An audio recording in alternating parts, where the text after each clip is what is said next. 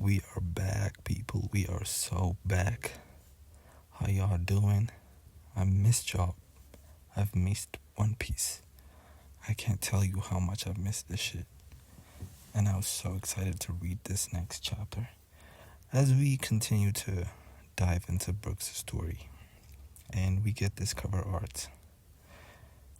Uh, she's saying, I can't wait for Liffy to eat this. Hancock practices her cooking. And this is super cute. Like, imagine feeding the king of the pirates. Like, how Luffy eats is crazy. And she's practicing for him. This is super cute. Then we dive into the chapters. After taking Brook into Revan, asked Candale to take him on as esquire and teach him proper manners and speaking etiquette, which she agreed to do. As a kid, he already showed interest in women, though Candale was annoyed that he would only pay attention to the pretty ones. Of course, duh.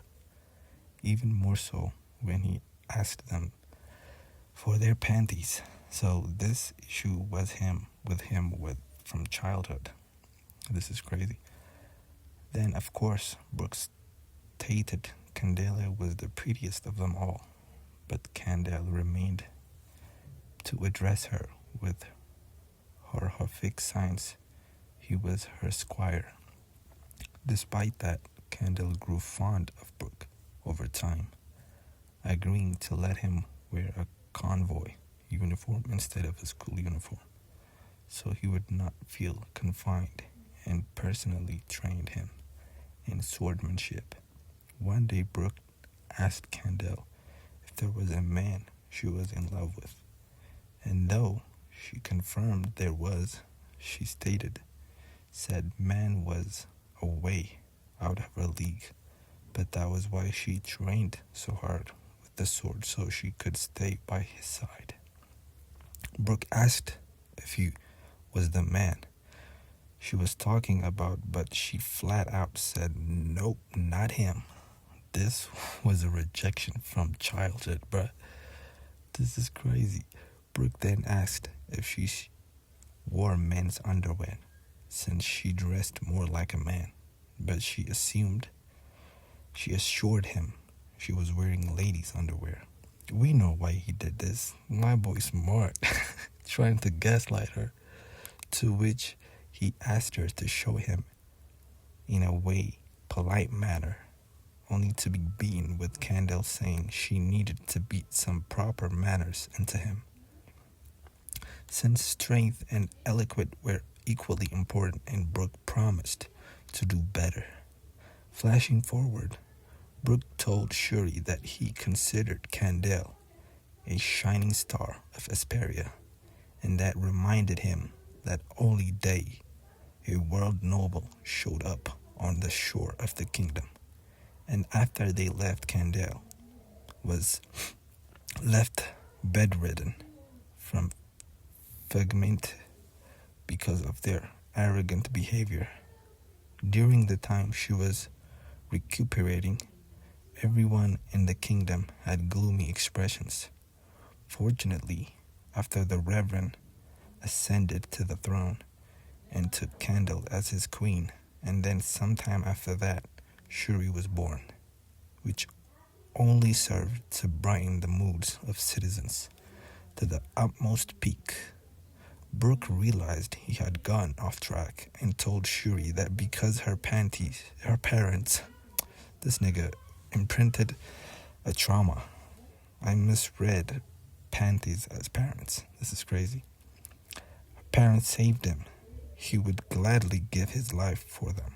Shuri then asked Brook what he would do if she herself was in danger, and he said he would rescue her. Shuri, however, asked if he would only do that because she was her parents' child, and after a brief pause, he said he would save her because of who she was, though said pause annoyed Shuri, at least until he gave her some candy to perk her mood. Asperia, which lasted for half the year as it quartered the kingdom's instruments.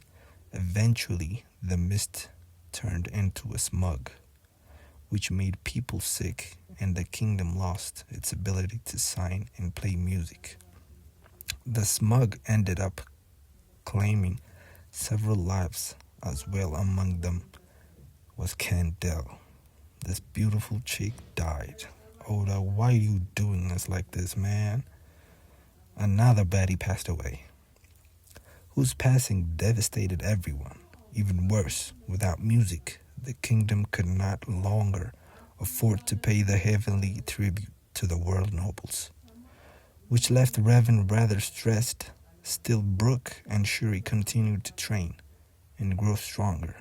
But even though by the point Brook had started dreaming about being a pirate, he stated that his loyalty to the kingdom came first, though Shuri offered to join him, which he rejected despite her pleas.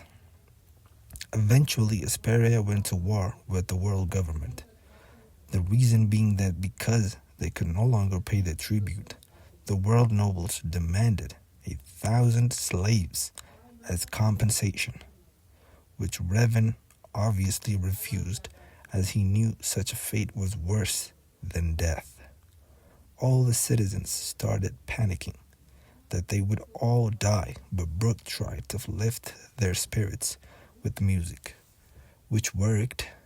The world government did invade Asperia, and Brook tried his best to fight back. Despite being vastly outnumbered, he learned that the enemy had breached the castle and started making his way there. But when he arrives, he saw Shuri with demonic horns and wings, and her eyes glowing, standing over Revan's corpse, which also had horns and wings. All the while, two individuals watched over them. Shuri turned to Brook and told him that the war was over now and he should be glad. But Brook had nothing but a look of horror in his face. Well, this does it for this chapter, guys. This was a good one, but we still want to go back to Luffy and fucking Imu. I don't want to waste another time here. Please, Oda, please. Jesus Christ. We're done. Let's just finish the story already. We just got to the peak of the fighting, and he decides to throw a fucking flashback.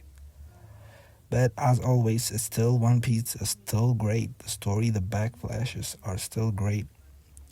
But yeah, we would like to go back to the main thing, bruh. And if you enjoyed the video, don't forget to like, subscribe, and let me know what your thoughts are down at the comment section. And I'll catch you at the next one.